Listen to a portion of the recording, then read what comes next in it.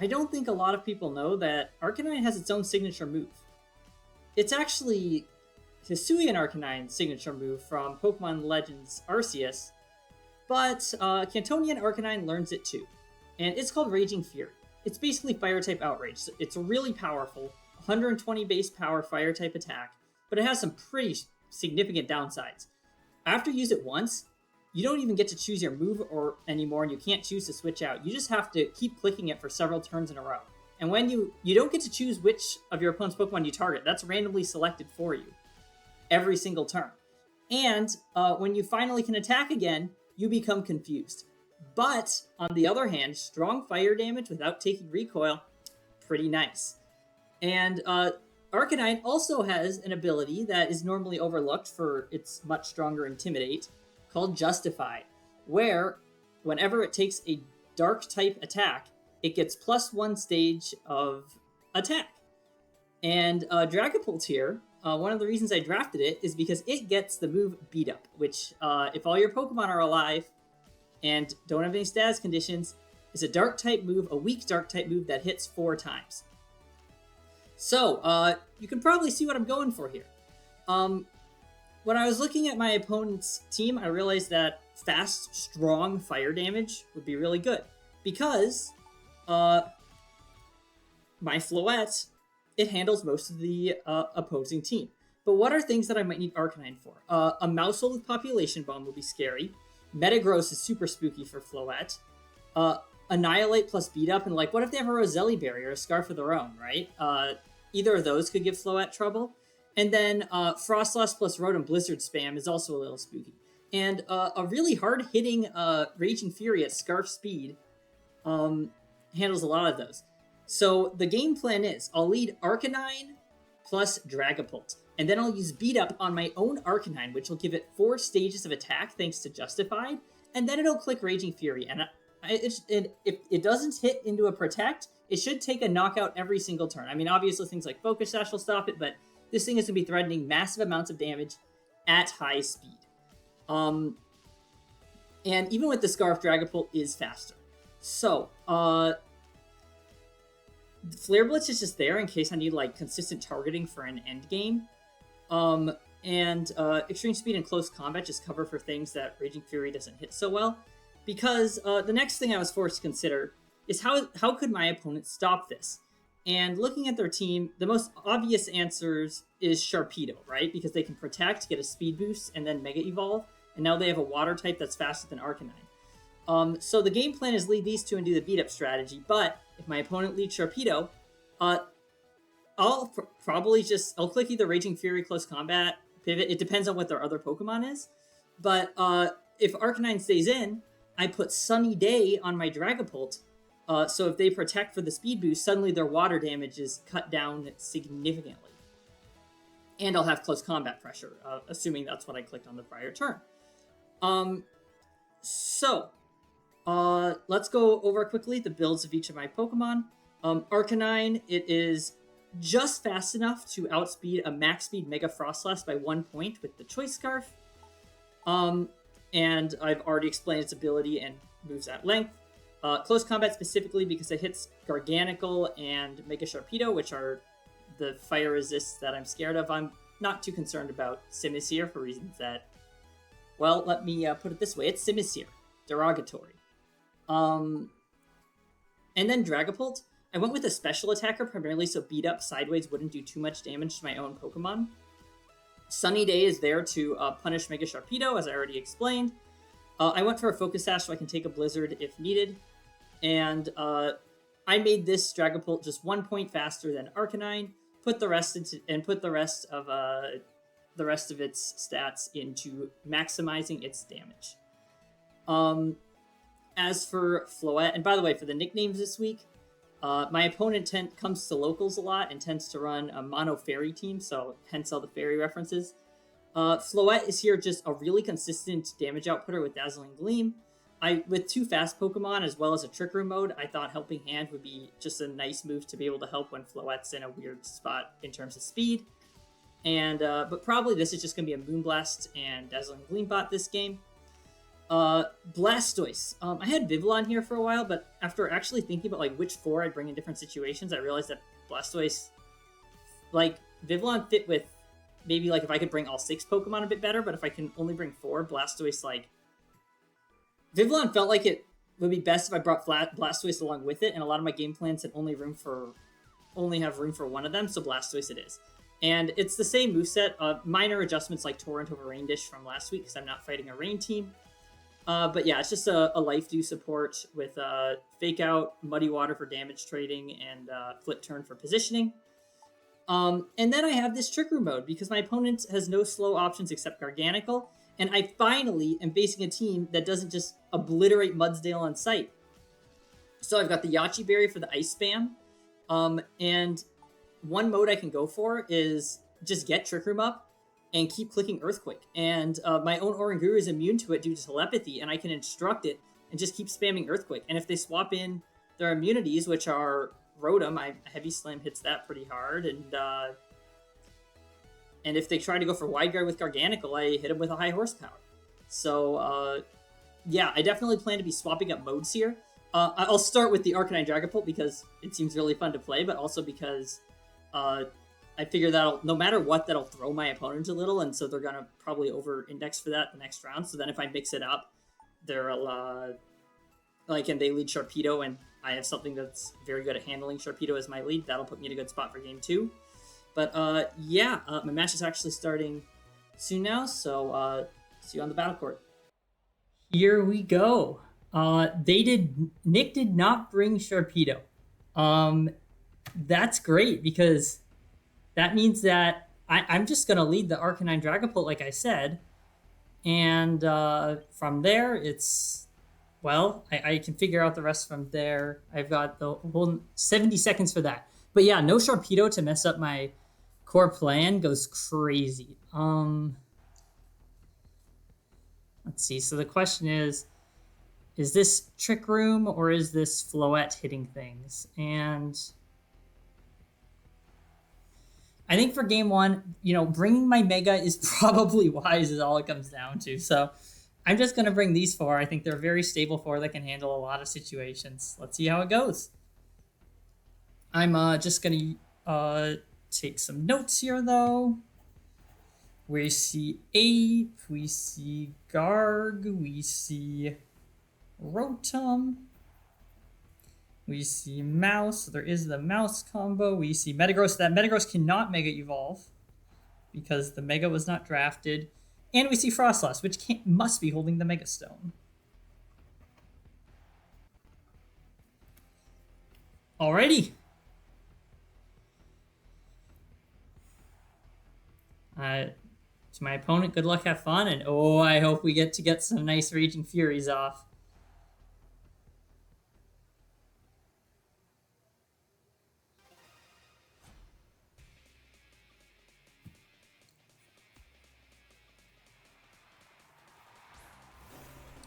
Annihilate Garganacl. Okay, Garganacl does resist Raging Fury. I'm still gonna do it though, right? Like, why? I'm going to click Raging Fury beat up.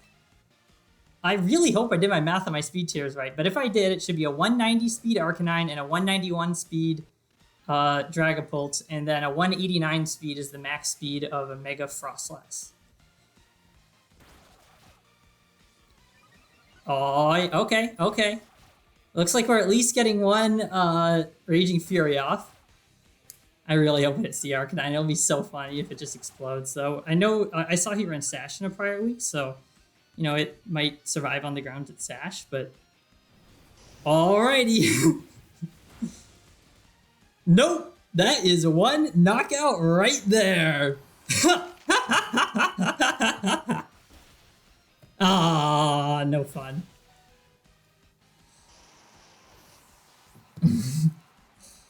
Worth it though. Purely for that laugh, that was worth it. And now, let's see. I have a special Dragapult that can pump out quite significant damage. I'd be shocked to see anything other than Frostlass come out here. Floette, and what do I bring out then?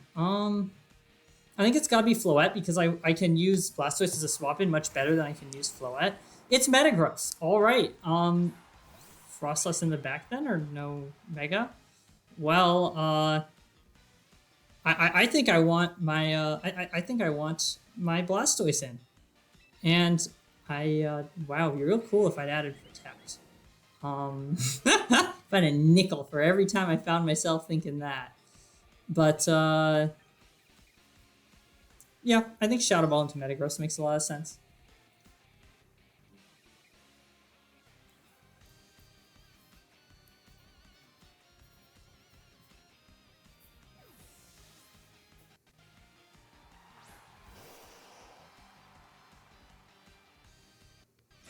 All right, Protect, dang.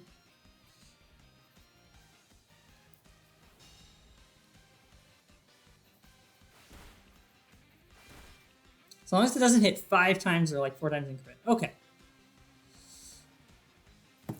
Now I have Shadow Ball, and if I Shadow Ball that slot, I'm either hitting Frostlass or Nick didn't bring a Mega. Actually, like blanking into Mousehold would be really bad, but I kind of doubt that that's gonna happen here.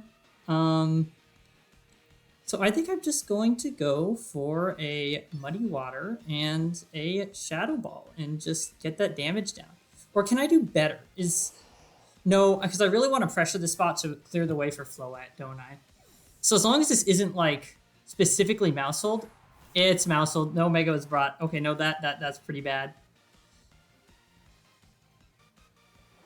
I have been bamboozled, as it were. Oh, that did nothing. That must be Friend Guard then, because I'm just guessing based on the amount of damage dealt. Well, I have Flip Turn at the very least.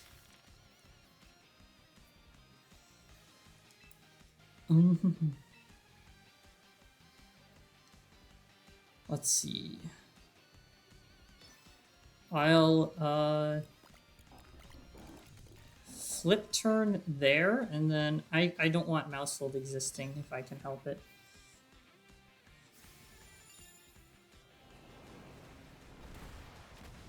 Perfect. And then if the Flip Turn goes off, and I mean, I don't see why it wouldn't, either Dragon Pulse gets knocked out this turn by a Rock Blast, or I can swap in Blastoise next turn in order to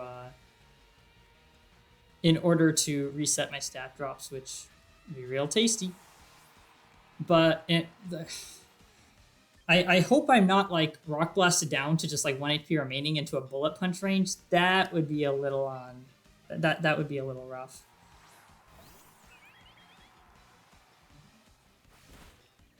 So I'm almost hoping this kills, but the problem is if it does, and it did. Actually, I don't think I break the Metagross. I think I just lose game 1.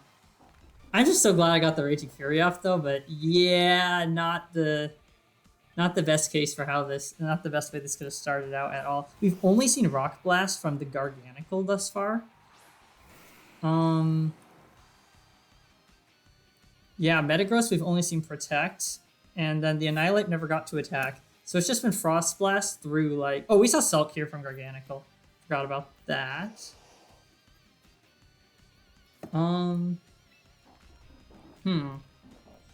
So like a Moonblast here would probably just like, you know, obliterate the Garganacl, but I'm not. Well, actually, no. I mean, I've got a very safe just Moonblast into Garg and Fake Out into Metagross, and I mean, there's probably gonna be a Protect on the Garganacl, but like the payoff for calling that is not super high, I think, whereas the cost for like making a call on that and getting it wrong is a free attack from Garganacl, which I'd really prefer to not take. Okay, this isn't good, but it isn't over. This should just KO. Okay, bye-bye Garg. Excellent.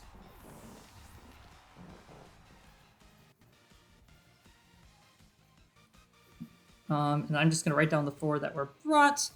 It was Garganacl, Annihilate, Metagross, and what was the last one? See, this is what I write down. Oh yeah, the Mousehold. Having the speed was helpful here, but yeah, that was a tough rock blast. I think I'm going to protect here and just get some a muddy waters worth of damage down. I kind of doubt he's gonna ignore the Floette, but I could be wrong about that. But this is a call I'm willing to make. That's pretty good damage. Perfect. All right, so yeah, no, okay. I don't hate this position at all. I didn't put any special attack in Blastoise, right? Yeah, no. That's okay though, right? I wanted the bulk, and look at that defense stat. Metagross, without its Mega Evolution, without Tough Claws, is gonna have a really hard time getting through that. And yeah, I could Helping Hand, but I don't want to play Muddy Water accuracy games if I don't have to. I'm just gonna click Moonblast. Like, it's resisted, but Fairy Aura and this base special attack stat, pretty good. Yeah, like, I mean, that did as much as, if not more than a Muddy Water there, I think. That Muddy Water did nothing because it was dodged. Wonderful. And I just drop. Okay. It's a Life Orb. Okay. Good to know. That has Iron Head. We've seen Lorb. And then, let's see. I want to know how much Flip Turn does here. I think that's relevant. I've got plenty of my time left. So, just like a 32 HP Metagross, Flip Turn does like... Oh, Flip Turn should be a 2-hit KO. So, yeah, I'm just gonna Flip Turn.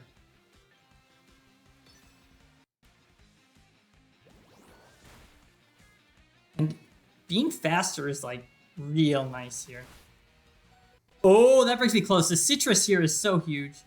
But because now I definitely can't be like cheesed with a Drain Punch. And maybe Muddy Water would have just like, won it there.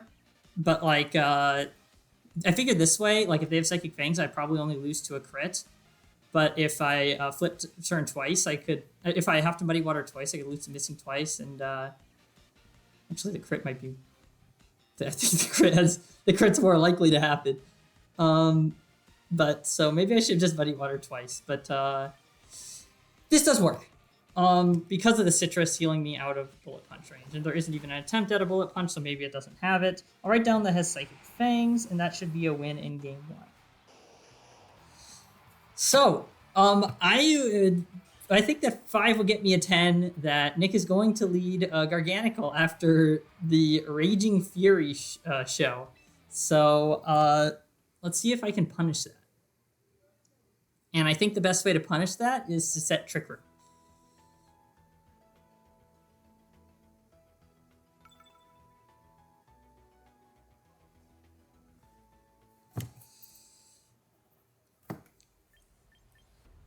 The fact that Dragapult's like a support, but that it can also just like drop a Draco Meteor is really nice. Okay, so Garganacl actually making an appearance would be pretty cool. I kind of doubt Frostless is going to be, like the Ice Mode is going to be led after the way last time went. And even if it does, like, how much do I care, right? Like I have,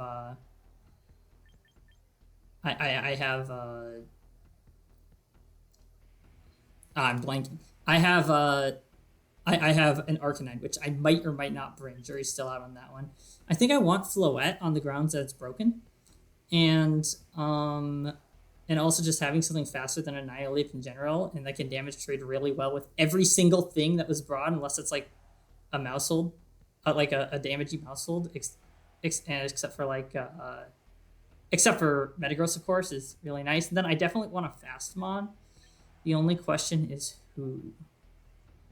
And I think I'm actually gonna not go Dragapult. I think I'm gonna go Arcanine, because just because it has a better defensive typing into like a few things, so I think I can swap it in more easily.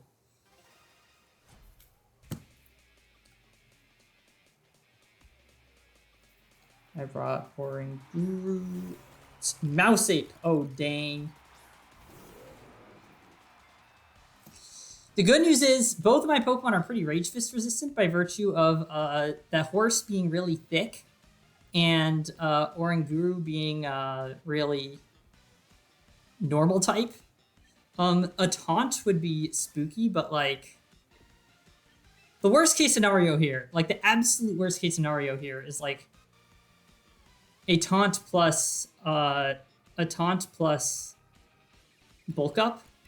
But even in that case, I still get like some damage. Like I can still play from that position. It's not gonna be pretty, but I can still get into like a Dazzling Gleam position, I think. So I'm just gonna go for this, and the telepathy means that Earthquake doesn't hit my own Mon. Population Bomb, which straight up misses on the first attack. This is a beautiful, beautiful game we play. Rage Fist. Why Rage Fist? That's 50 base power. It wasn't boosted in any way. I don't entirely understand that play, but I mean I'm not gonna complain. And Trick Room's up. Okay, I get to click Earthquake many times now. This is great. This is what I like to do.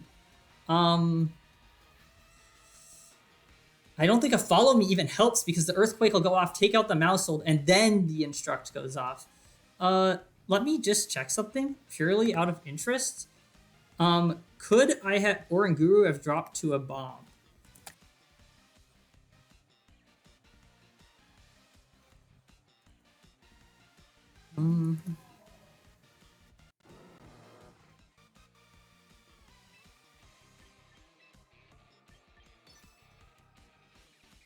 Oh, I should probably lock in the Earthquake too. Yeah, that's not going to help you because of the Earthquake now, you know? Perfect.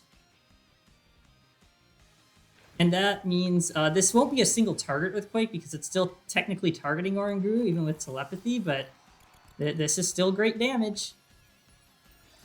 Bonkus.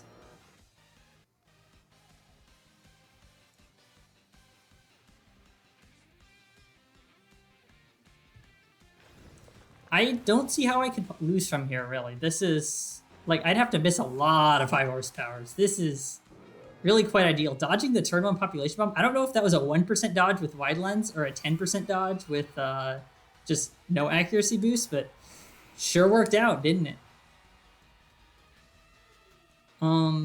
Yeah, the item on my... I didn't go Mental Orb this week. I went it last week, so I figured taunt play would be risky, but this week I figured that being able to survive a Strong Jaws boosted Crunch from Mega Sharpedo was more valuable. Mega Sharpedo didn't even come, so... oh, that's Frostlass Metagross. Hey, guess what I'm gonna do? And if you guess click Earthquake twice, you are correct, and you win a cookie. And I have Yachi Berry. Why is that thing not Mega Evolving? That... oh, because... okay, yeah, that's fair.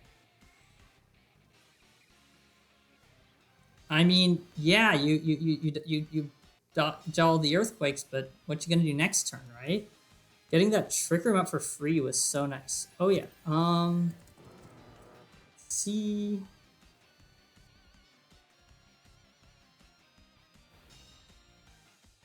Okay, Population Bomb versus Oranguru. Nah, that was never killing. Even if they were max adamant, they would have needed a Life Orb, and then they're probably gonna they're pretty likely to miss throughout. Because then it's not Wide Lens. I'm guessing it was a Wide Lens. And actually, even if it was, like, Adamant Life Orb, does that even kill? It looks like it'll come pretty close. It's a 0.02% chance to kill if it was 32 Adamant Life Orb. Okay, so I was in a great spot there, seeing as the Mudsdale was targeted. It would have had to have been a double up. But because my opponent did, like... let me actually lock in a move, and then I'll... so my turn 1, like, there were a few things my opponent could do that were really scary, but I figured, yes, this is a rough position, but even if things go wrong, I can just bring in Floette from the back, and then I might not be on the front foot, but I can still play the game from there. But trying to pivot around sounds expensive, so what I did is I made some plays where it's like, okay, you have to, like, respect that I'm going to click Trick Room Earthquake and do things about it, and if you do... great, you got the leads right, and you can convert that to an advantage. But if you don't play my game, if you don't respect that I might just go for things, I'm going to turn your advantage into a loss, like, because I'm just going to sweep you in Trick Room. And my opponent did not make a play that covered for me just clicking Trick Room at Earthquake, and so I just instantly won the game with the 4 that my opponent brought. So, yeah. Huh. Wow. Mudsdale, I drafted it to do exactly this, and I'm so glad I got to show it off. Man, I hyped up Arcanine so much in the intro, and then this ended up being a Mudsdale show, didn't it? Well, thank you, Nick, for the match, and we're now 3-0 in the TDL, the 12 Draft League. There's 6 rounds of the regular season, so see you next week for round 4. All right, and here is a preview of the Week 4 match versus the Ludiyolos. This was, again, a team I was very concerned about in draft. Shocker, shocker that the Mega Floette team's worried about the Mega Metagross team, right? So I do have things that I like specifically drafted for like a game plan into this. Still far from a sure thing, so I'm looking forward to an exciting match next week. Currently 3-0, halfway through the main season of the Draft League. 6-1 in games, and yeah, this is a great start to cutting the whole tournament. See you next week for Step 4.